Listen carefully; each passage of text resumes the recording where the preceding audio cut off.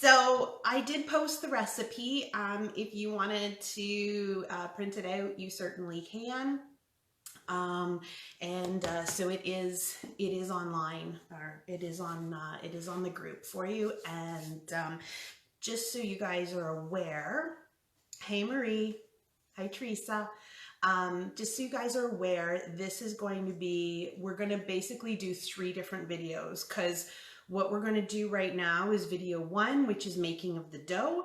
Then we'll have video number 2, which is once the dough has risen, I'm going to show you how to shape the dough. And then video number 3 will be just showing you about scoring and putting it in the oven and baking. And then for those of you who are kind of following along with me and making your own bread, hi Mom, I would love for you guys, when we're done, to post pictures. So that's kind of just so that you're aware. So if you've never made bread before, it's a process. It usually takes roughly about 4 hours total from the time we start to the time you pull it out of the oven. So it's not something that's quick. Hi Sandra, morning. Hi Sylvia. So it's not something that's quick, but it's really, really tasty. So we're gonna get started. And so we're going to do the dough. Don't know how many of you have made bread before. For those who know me, I am not a baker. I prefer cooking over baking, but I do enjoy making bread. So I'm going to do my best to basically answer any questions that you might have as we go along.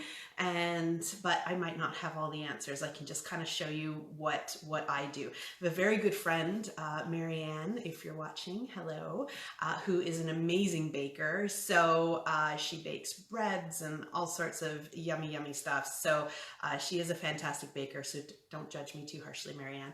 So, okay, so if you guys are ready, comment below if you're baking with me this morning, just so I know roughly how many people are going to be baking alongside of me. So what we're going to be doing is I have all my ingredients, and we're going to get our dough ready. So mixing bowl, you need a good size mixing bowl, or I pre-mixed one earlier. This, like a nice big size mixing bowl, because this is going to make 2 loaves. It's more like an Italian loaf. It's not like your traditional bread pan loaf. It's more like an Italian loaf. So you don't need,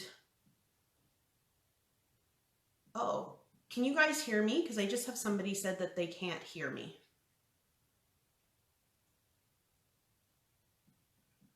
Can anybody just let me know if you can hear me?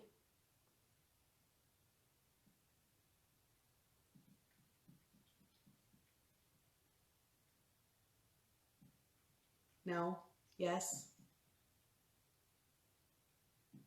Okay, Sunny, I won't tell the boss. But can somebody just let me know if they have volume? Okay, you can hear it? Okay. Okay, perfect. So people can hear. Great. Okay, so we're gonna get started. And so you have your nice big mixing bowl, and we're gonna do our flour. So we're gonna do 4.5 cups of flour. So what I'm gonna do is I'm gonna mix it all in here, and this one I'm going to knead on my stand mixer, because I always knead my bread with my stand mixer. I don't typically do it by hand, but then I thought some of you might not have a stand mixer, so then I made extra dough, which I will knead by hand to kind of show you how you knead dough. So whether you have a stand mixer or not, you can still make this. So you're gonna get your flour, okay? The recipe calls for bread flour. I didn't have any bread flour. Probably most of us don't, so all-purpose will work fine.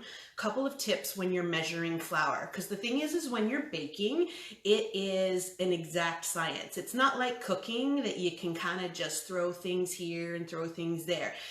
Baking is a science, so you'll notice that a lot of recipes will call for weights, and that's because it's more accurate than measures. So if you can weigh your ingredients, that's a great way to do it, especially flour. And one of the biggest mistakes that happen when you measure flour is your flour gets compacted. So You don't want compacted flour because then your liquid to flour ratio is going to be off. So you can do a couple of things. You can take a spoon and you can spoon it into your measuring cup. Or what I like to do is I basically take my knife, because we're going to use this for leveling, and I take my container of flour and I run my knife through my flour. So you see how it's all nice and kind of fluffy. It's not hard and compact. That's what you want. So this is how I measure my flour. I make sure it's all nice and loose. I take my measuring cup, I dig it down and I pull it up.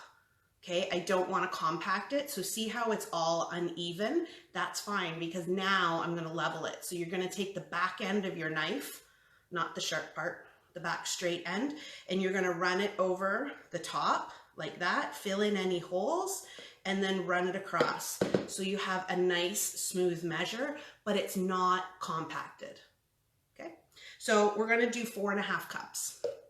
So as I said, just like to run my knife through, make it all nice and loose, and then measure my flour. So that's 2. If I don't count, I'll lose count.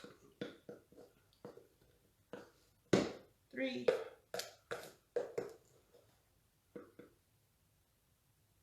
And Vincey keeps a chopstick in her container. Oh shoot, now I lost count. Darn. See, I told you, I got distracted and I lost count how much flour I had. I think this one I was doing was 2. Nope, that was 3. Okay, so this one's 4. See, anybody can bake. Oh my goodness, this is bad. Apparently I can't multitask when I'm baking. Thank you, that was 4. Great. Thanks, guys. Okay, so we have 4 cups of flour and we're gonna do a half. So same thing. Gonna add half. So we got 4.5 cups of flour in there. Now, the recipe says, if you looked at the recipe, it said 4.5 to 5 cups of flour. That extra half a cup of flour, typically I find you don't need unless you're maybe hand kneading, because it might get sticky. But otherwise I find 4.5 for this recipe works really well. So we have our flour. Next thing that we're going to do is we're going to add a tablespoon of sugar. I love our adjustable measuring spoons. Okay, so just a tablespoon of sugar goes in. Next thing we're going to do is 2¼ teaspoons of yeast. So I have the quick rise yeast. So there's been yeast and flour shortages everywhere. So hold on, let me count. That's 1, 2, 1/4. There we go, so I didn't lose track. So with this recipe, I did read on it that if you have dry active yeast, you can also use that, and you don't have to change the way that you're doing your recipe. A lot of times the difference between quick rise and dry active is quick rise is you don't have to proof it.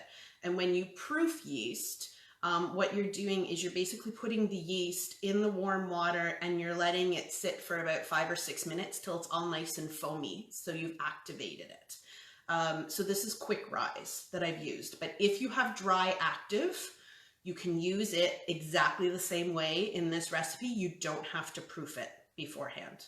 Okay, so hopefully that helps, because you should have quick rise or dry active. If you have bread machine yeast, I've never used that before, but I did look online and it did say that a bread machine yeast is like a quick rise yeast, so you'll be fine to use that. Okay, so we have our yeast in. We're gonna do 2½ teaspoons of salt. 1, 2, and my half. Okay, and then our last ingredient that we're adding is water, and this is really, really important. So your water cannot be cold and it cannot be hot. Okay, your water has to be, best way I can describe it is lukewarm. So because you want it to activate the yeast. If your water is too hot, you're going to kill the yeast, and if the water is too cold, then it's not going to activate it. So best way I can describe it is lukewarm water. If you have a thermometer, then take the temperature of your water. It should be between 90 and 110. You do not want it hotter than that. So I'm just going to add, we're doing 1 2/3 cups of water.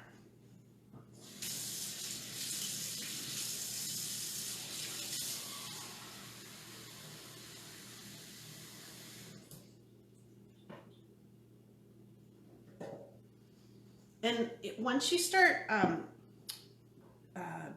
baking bread more, you actually get to know the feel of your water, but literally it's like tepid, it's like lukewarm.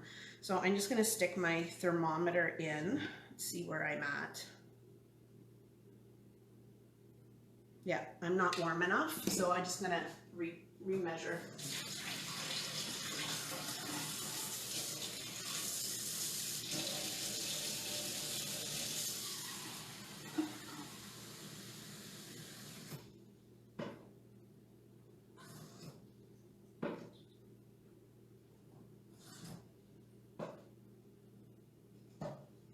All right.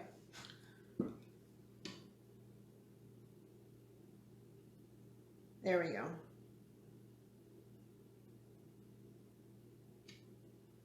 So I'm at about 93. Okay, so it's lukewarm water. That's what you want.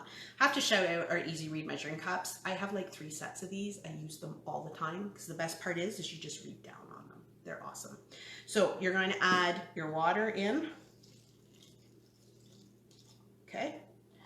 And then you're going to take a spatula and you're going to give it a mix. And you're just going to mix it till it becomes, best way to describe it is like a shaggy mess. Sunny's asking if this is bread machine friendly or best done by hand. I've never used a bread machine. But I know there are specific recipes for bread machines. So I would say you're probably better to do it by hand as opposed to doing it in the bread machine. If your bread machine has, I don't know if some bread machines have like a knead feature on them, like if you can just knead dough and not cook in them. So maybe if you can do that, then that might be an idea, and try it that way. Okay, so we have our dough, and it should be a shaggy mess, basically. Nice way to describe it. Okay, so it should look like that. So this is going to be my stand mixer version. Okay. Okay, somebody just said too much flour for most bread machines. So there's your answer. If you half the recipe, now most bread recipes or a lot of baking recipes, you have trouble, you can't half them because they don't work out. I have halved this and made 1 loaf and it has worked fine. So you can half it. Sandra, how much water? It was 1 2/3 cups. Okay, so I'm gonna take this, I'm gonna pop it on my stand mixer. You wanna use your dough hook feature. And then what you're gonna do is you're going to want to use the dough hook, and you're gonna want to do it for about 6 to 7 minutes. You don't want to mix it on high because you don't want to overwork it. I like always putting it on number 2. I find number 2 works really, really well, and then just let it go. So I'm just gonna set my timer here. Okay. Helps when you put the bowl up. There we go. Okay, so hopefully you guys can still hear me over the noise of my mixer. As I said, I always do it with a stand mixer. So I've never done this by hand. So I thought I would try it also by hand. So I made some dough before we started. And you can see I've got it just on a baking mat. If you're doing it on your counter, sprinkle some flour. But what you're going to do to knead your dough by hand is you're going to fold it over and you're going to press. You're going to fold it over and press. So it's like this motion. Okay? And then when it gets a little sticky, you're just going to sprinkle a little bit of flour, and it's going to pick up the flour as it goes, and you're going to get rid of the stickiness. Okay? So there's lots of recipes on the internet that you can use. There's a couple, like my favorite website for bread making, if you're looking for really easy recipes, is the one that we're doing from this one, which is King Arthur Flour. I love their recipes. I find they're really user-friendly. They include little videos and pictures, and they have all sorts of stuff. Like if you wanted to get into sourdough, you can do that. They do all cookies and cakes. So I really like their website. They also have a blog as well, so that shows you step by step on different things that you're doing and baking. I find that their bakers too are also, I follow them on Facebook, and when they post stuff, if you have baking questions, they always answer it. Like, I found this recipe on their Facebook site, and people were saying, well, I don't have bread flour, so can I use all-purpose? And, you know, what if I only have dry active yeast? And they always answer the questions. So I find it's a really, really good website to use. So always use the bottom part of your hand to push your dough, turn it, and then you're going to keep pushing it. And your goal is to get it nice and smooth. So it's probably going to take you about 6 to 8 minutes. You're going to get a really good arm workout doing this, but then you won't feel guilty eating your bread. So, you know, we can't go to the gym, so bake bread. Okay. So I'm going to just stop this for a second because I want to show you what's happening in the stand mixer. So hang on 1 second. I'm going to bring this over if you guys can see. Oh, okay. Can you see how it's starting to come? It's starting to come together. It's pulled away from the sides. That's what you want. If you still have flour kicking around in the bottom, it means you don't have enough moisture in there. So you need to add a little bit. You need to add a little bit more water. If you find that it's too wet, it means that you need to add a little bit of flour. Okay, and one thing that I found is this is really weather dependent, as crazy as it sounds. I'm just gonna put this back on. Baking bread is really weather dependent. I have a bun recipe that I use, and I make it the exact same way every time. And depending on what the weather is like outside, it turns out differently. So it's one of those things that, you know, you can weigh everything and measure everything, and it can turn out differently every single time that you make it, because it's depending on how humid it is, what the moisture is like presently right now it's snowing. so yeah, so you just have to kind of watch, but don't add too much. You're always better to add a tiny little bit and then add more if you need to. Does anybody have any questions as we go along here and we're just kneading dough? Who's making this with me? If you are, comment below.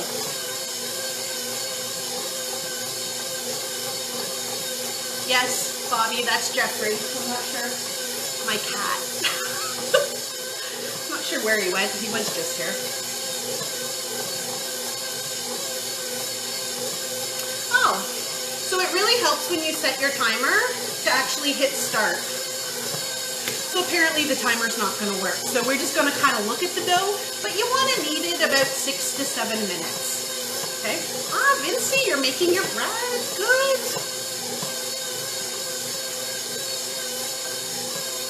So the objective is that you want it nice and smooth, okay?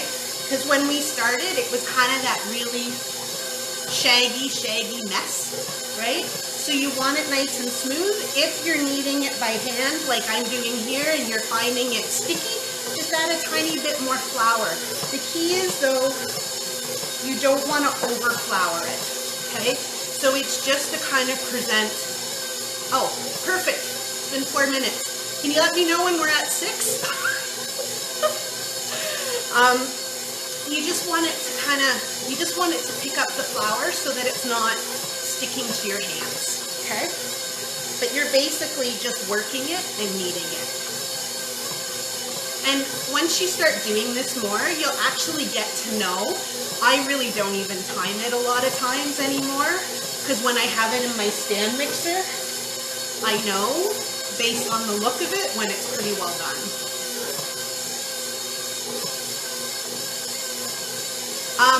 This baking mat, it's actually Pampered Chef's. It's a silicone baking mat, so stuff doesn't stick to it, and it's actually got the circles, so if you're doing pie crust, you can roll out your pie crust to the size that you need, or if you're rolling out dough for cinnamon buns, it's got the measurements all around the side, and it's really big. It's 18,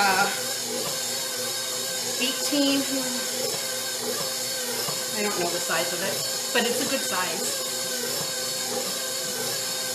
Okay, I would say based on the way the dough looks, you should pretty well be at our 6 minutes. And based on the way this is feeling, I would say it's about that.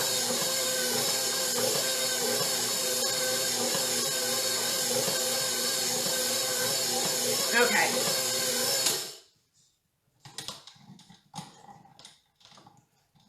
Let's take my mixer off here. Okay, so this is my dough that I hand kneaded. This is my dough that my KitchenAid kneaded, okay? One thing that you want to make sure is that it's nice and spongy, like that. Okay, see how it pushes in and then pops back out again? Same thing with this one. See how it's coming back out when I push on it? And it's nice and smooth. That's what you want. Okay, so when you're all done, what you're gonna do, reuse your mixing bowl if you're using a KitchenAid. So see how there's nothing left in there? There's only a tiny little bit of flour around the side. That's what the consistency that you want it to come out, okay? So what you're gonna do is you're now gonna grease it. So you're just gonna take, there we are. You're just gonna take your kitchen spritzer. Don't use Pam, okay? If you need to, put a little bit of oil on your hand and rub it if you don't have a spritzer, but don't use Pam ever. It has propane and butane in it and just not good. So just take your spritzer and you're just gonna spritz the inside of your bowl like that. And then you're gonna pop your dough in and then you're gonna let it rise. Now, you wanna cover it. So there's 3 different ways that you can do it. You can do saran wrap, but I find depending on the bowl, sometimes it doesn't stick really well. We have lids, round lids that you can put on your glass mixing bowl. This will be the one that I'll put on the glass one for the one that I did by hand. But the trick I learned is shower caps. Okay, so shower caps are a staple in my bread making, because the great thing about a shower cap is it fits right over the top of your bowl, just like that. Because what you want is you want all of that heat and all of that moisture to stay in here, okay? And so with the shower cap, it does that same thing, right? So it's going to keep all that in, because what's going to cause it to rise is it's going to rest and it's going to get warm and it's going to rise. So this is my other tip for rising my bread, is you can leave it on your counter. So we're going to leave it for, they recommend for 1 to 2 hours. I kind of like doing, you know, the whole, we'll take a look at the time and decide when we're going to meet back. But if your house is cool, your bread, you won't get a really good rise. So I like to rise my bread in my oven. So what I do is I turn my oven on to 350, And then what I do is I set my timer for 1 minute, and I do remember to press start on the timer. So set your timer for 1 minute, and then when your 1 minute is up, make sure you turn your oven off, okay? So what's gonna happen is you're gonna get that tiny little bit of warmth, but then it's gonna shut off. And it's a nice insulated environment, and I find that that's how I get the best rise on my bread.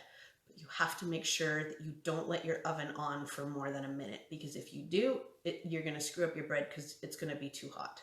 So that's what I do. I rise my bread in my oven. If you actually read the recipe, I think one of the things that they recommend is that you can put it into your oven and just put your oven light on.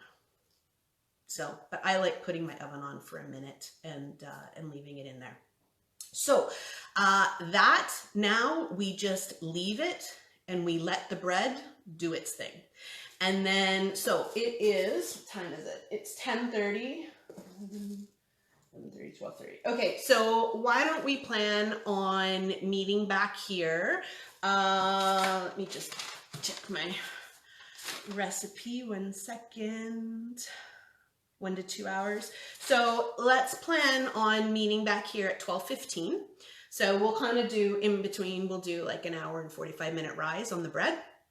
We'll meet back here at 12:15 and we'll take a look at what our bread looks like. I will show you how to shape these doughs. Then we will do the second rise, which is about 45 minutes. And then I'll show you how much the bread's risen, and I'll show you how to score bread as well too, and give you some tips on how to get that amazing crispy crust. So that's kind of our schedule. So I hope this was helpful. I hope you enjoyed, but to show you a picture, so that's what the dough is going to look like, and wait till you see when we get back together, and I'll show you what it looks like when we're done. So if you have any questions, feel free to comment on the video. I'll go through, hopefully I answered everybody's questions. If I happen to miss something, I'm sorry, I'll go back in and I'll respond. And I will see you guys back here at 12:15. Take care. Cheers.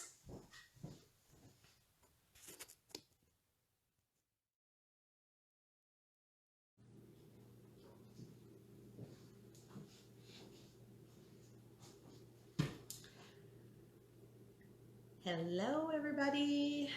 So here we are for part 2 of our bread making cooking class. So the dough has been rising for about an hour and 45 minutes, and I will show you guys in a second. We'll just wait for a couple more people to pop on. And so what we're going to do in this video is I'm going to show you how the dough is rised, show you the 2 different bread doughs that we made, the one that I kneaded in the stand mixer, the one I kneaded by hand. So show you those, and then show you how to shape the loaves. We're also going to make some cornmeal. I'm going to show you a really cool trick for that. And then we're going to, once the loaves are made, we're going to let the, Sunny just asked if it's time to eat the bread yet. No, not yet, soon. So then we're going to let the loaves rise. We have to let them rise for about 45 minutes. Then we get to put them in the oven, and they take about half an hour. And then you get to have the amazing smell happening in your house and have your house smell like a bakery. It smells so good. I think that's the best thing about baking bread besides eating it, is how your house smells. So, and then we will have fresh bread. So we are just about halfway through our process. Yay! Okay, so for those of you who have been making your bread, hopefully you have left it to rise. If you are doing a rise with my little hack in the oven, hope you haven't peaked, because it's always good just to keep it in a nice warm environment without letting, you know, the regular air to it. And I will show you mine. But before I do that, so with this recipe, you don't need a loaf pan. You can do it on your baking sheets. So you can do it on your metal sheet pan. You can do it on your stoneware. You can do it on anything. So I like to put parchment paper on my pans before I bake. I just find that it just makes the dough not stick, whether I'm doing stone or whether I'm doing metal. You can also use cornmeal. So I didn't have any cornmeal. So I thought I would show you how you can make cornmeal in like 10 seconds. So for those of you who have the famous cooking blender, you can actually make homemade cornmeal with this. So what you're gonna do, you're gonna take your popcorn, and this is all cornmeal is. So I'm gonna take about half a cup of popcorn. And as we go through, just like last time, if you guys have questions, just post them in the comments. I'll do my best to see them as we go through. If I miss it, then I'll go in and I'll answer when we're done. So I'm going to take about half a cup, throw it into the bottom, put my lid on. Oh, I can't do this backwards. There we go. Okay, and then what I'm going to do is I'm going to put it to grind. There we go. And probably will take about 15-20 seconds, and we'll have some cornmeal.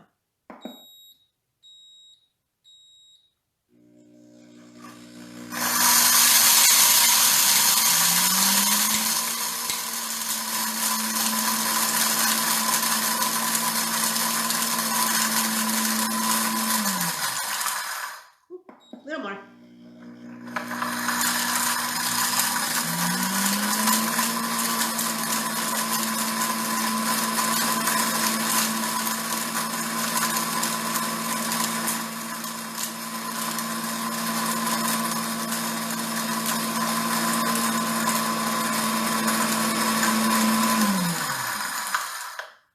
There we go. And certainly if I wanted it a little bit finer, I can do a little bit more. If you put in more than half a cup, it's going to take less time just because there's more in there. Just a second. I just want it to go a little bit finer.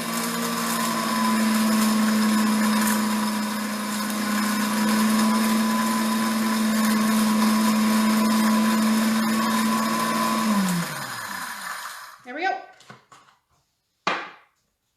Put this in the way. Woo! Oh, that would have not been good. I just started it with the lid off. Oops. Okay.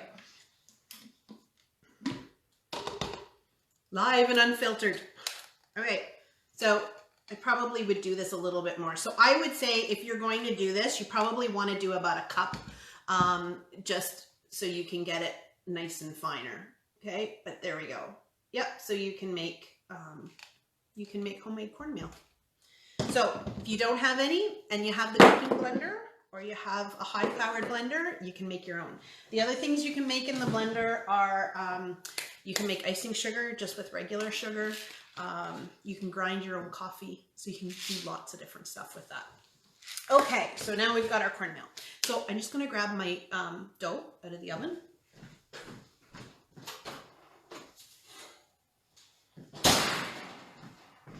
All right, so here we go. So remember how they were a nice firm little ball of dough when we started? You can actually feel the warmth. So this was the one that we needed in the stand mixer. Okay, and see how poofy that is? That's what you want. That's really nice and airy. Okay, and then this one was the one that I kneaded by hand. Okay, so same thing. And you can actually feel the warmth on the wools. So I'm going to take this one. Want to make sure your hands are clean. I already washed my hands before we started because you're going to be diving in with this part.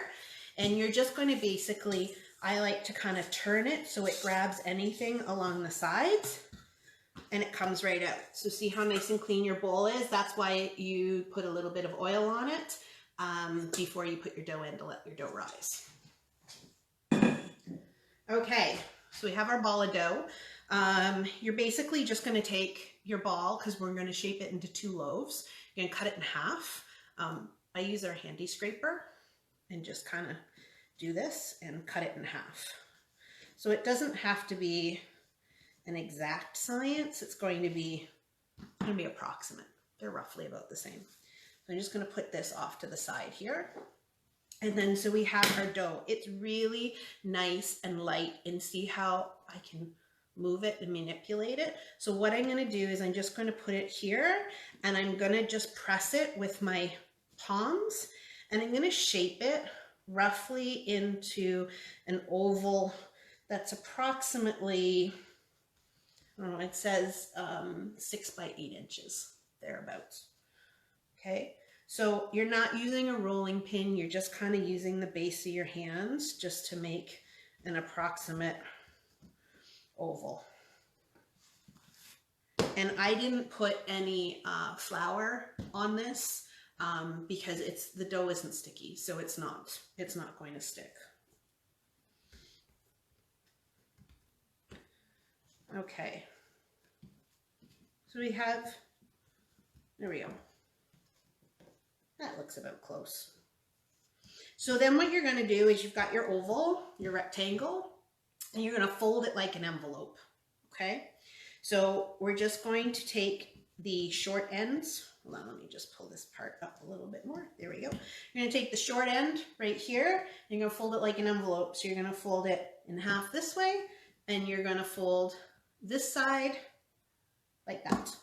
Okay, and then you're just going to take the base of your hand, and you're just going to kind of push it down to seam it. And then you're going to take it, and you're just going to kind of give it a little roll like this. Just like this, nice and gentle. Just kind of, it's kind of cupping in your hand, just like that.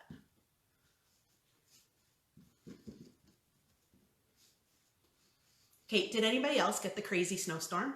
Right before I came on at like noon, you couldn't see across the road. It was nuts. Anybody else have crazy snow right now?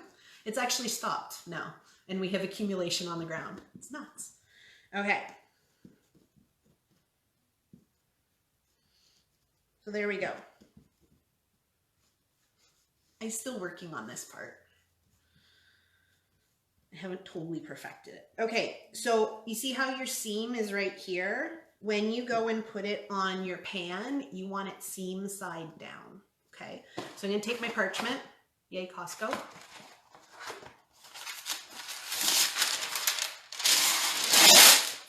Take my piece of parchment paper. I'll put it on my baking sheet like this. And my little loaf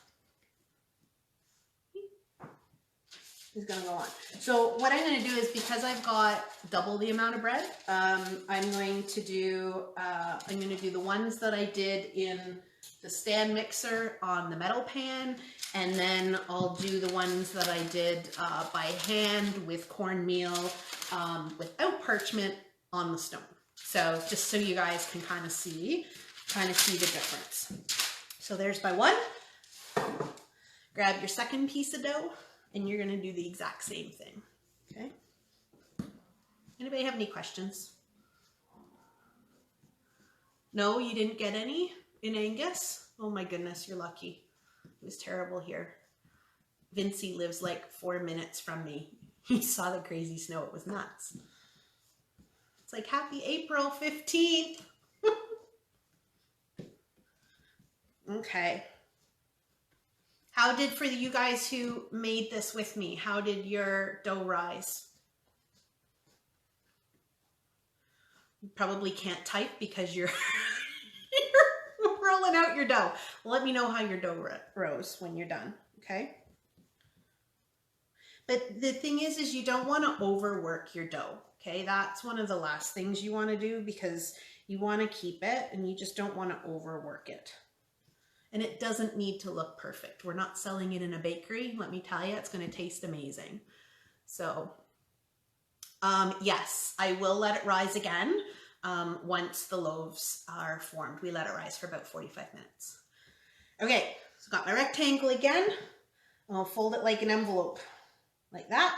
I'm going to press the seam with my hand, turn it over, and give it a roll. Okay.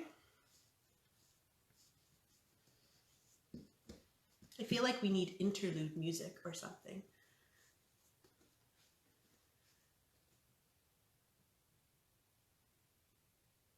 Yours froze in the bread maker? How did it do that? Huh. You'll have to let me know. Okay. So there we go. There's my second loaf. Okay. So I have my, whoop, it's sliding. So you want to try and keep your loaves about the same size, because then they're going to, when they bake, it's like anything, right? Like if you have little cookies and big cookies, they're gonna bake at different times. So you want to keep your loaves roughly about the same size. And once they're there, we don't touch them anymore. As much as you want to squish, don't. So that's done, okay? And what you're going to do is you're going to cover this. I cover with a tea towel, and I just cover it, make sure it's in like a non-drafty spot. I usually just put it on top of my stove and just let it go there. So we're going to let these rise for 45 minutes. So what I would recommend, what time is it now? Just about 12:30. So we're going to meet back here at 1:15, and I'm going to show you how to score the top of the bread, and we're going to put it in the oven. So if you're baking along with me at 1 o'clock, I want you to turn your oven on to 450, okay? Because then by the time your oven reaches temperature, we'll have come back on. I'll show you how to score them, and then you can put it into your oven. Now, as an option, one thing that the recipe says is if you want to get a really nice crispy crust, what you can do is when you preheat your oven, pop a cast iron pan into your oven. And then when we go and put the bread in, what you're going to do is you're going to pour into that cast iron pan a cup of boiling water, and you're going to get a of steam, and then you're going to close your oven door really quickly. And what that's going to do is that steam is going to help put moisture, and it's going to make your crust nice and crispy. So that's an option. So if you don't have a cast iron pan, you don't have to do that. But if you do have a cast iron pan and you want to have a really nice crispy crust, then pop an empty pan into the oven when you're preheating your oven at 1 o'clock. Okay? So that's my 2 loaves. I'm going to cover them. I'm going to do my other 2, and then I will meet you guys back here at 1:15 to show you how the bread has risen, how we score it, and then we're going to bake. Okay? So take care. I will see you in an hour. Cheers, guys.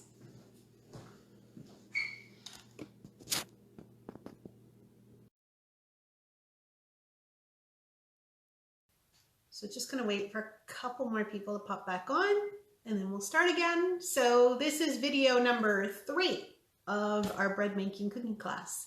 So we did our dough, and then we came back on and we shaped our loaves. And now after the second rise, we're going to slash the bread, and we're gonna pop it in the oven. So if you guys are ready, we will get going.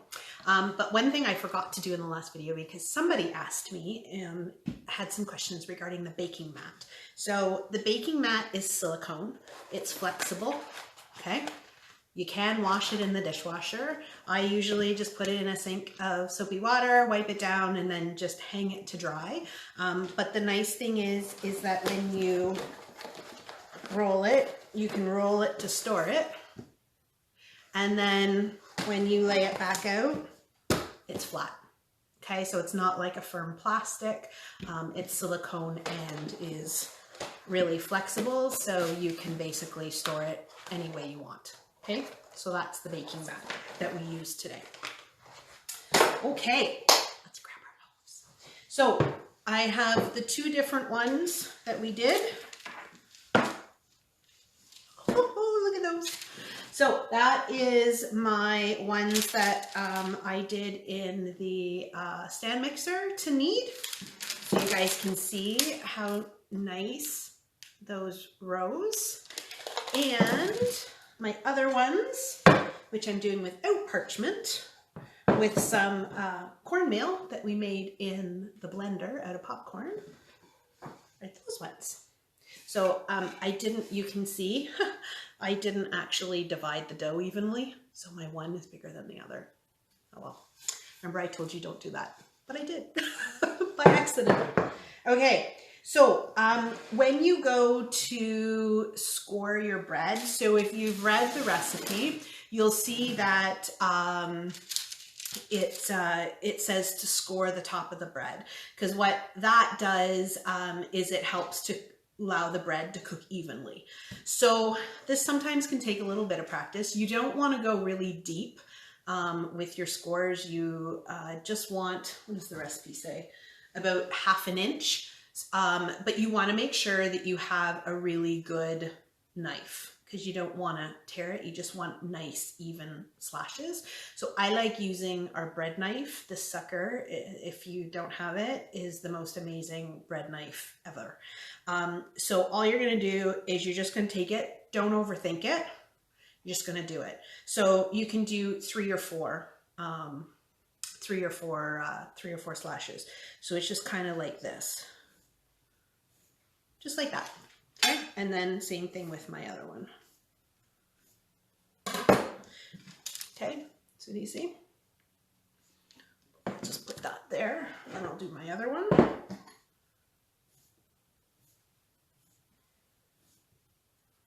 The first time that I ever slashed bread, I was so nervous. And I'm like doing it softly, and then I kind of tore it. So it's easier. Just take the knife and just do it, because you can't, you can't goof it up. It's just if you go a little, I just don't want to go deep with it, right? It's only about 1/2 inch. Okay, so there's my other ones. So this is now ready to go into the oven, okay? So what I did was I preheated my oven to 450, and I did put a little cast iron pan in there. So what I'm going to do is, as soon as I put the bread in, very, very carefully, wearing an oven mitt, because you do not want to burn yourself. Have an oven mitt on. I boiled some water in my kettle. I'll have it in a little mixing cup, about a cup, and just pour it in. And you are going to get instant steam, and it is going to be hot. So you need to be really, really, really careful if you do this, because I don't want anybody to get burned. And then as soon as it's done, close the oven really quickly. Okay. And then what you're going to do is you're going to cook the bread for about 20 to 25 minutes. And then once it's done, it's going to be beautiful and golden. And once it's done, the trick to keeping the loaf nice and crunchy on the outside is turn the oven off and crack the oven door open, and let it sit in there for 5 minutes. So set your timer for 5 additional minutes, let it sit, and then when it's done, take it out of the oven. And I don't know what that does, but it's amazing. So the first time I made this bread, I did that, and the crust was beautiful and crunchy. And then the second time I made this bread, I forgot that step, and I couldn't figure out, my top was nice and hard, but my sides and the underneath were soft. And then when I went back and read the recipe, I'm like, oh, I forgot to do that. So if you like a crunchy crust, then don't take it out right away. As soon as it's done, turn the oven off, crack the door, and let it sit for 5 minutes, and then bring it out. Okay, so these babies are going to go into the oven. I'm actually going to cook them, I think, separately. Just because my sheet pan is bigger, and I want to have really nice airflow in there, so I'm probably going to cook them separately. But I will pop back on in 30 minutes, and I will show you the finished result. Okay, so I'll see you guys in 30 minutes. Cheers.